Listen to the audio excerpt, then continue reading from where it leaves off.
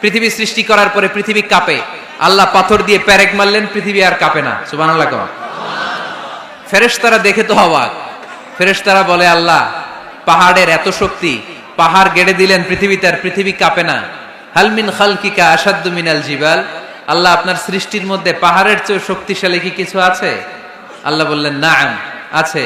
আল হাদিদ, লোহা। লোহা পাহাড়ের চেয়ে শক্তিশালী, কারণ লোহা পাহাড়ে মারলে পাহাড় ভেঙে যায়, ঠিক কিনা?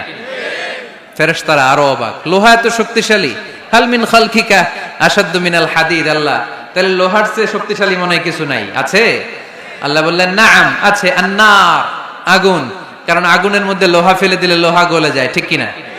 ফেরেশতারা তো আরো অবাক। ফেরেশতারা বলে, তাই নাকি? আগুন এত শক্তিশালী, তো হাল মিন খালকিকা আশাদ্দু মিনান নার, আল্লাহ আপনার সৃষ্টিতে আগুনের চেয়ে শক্তিশালী কিছু আছে? আল্লাহ বলে, আছে। আলমা, পানি।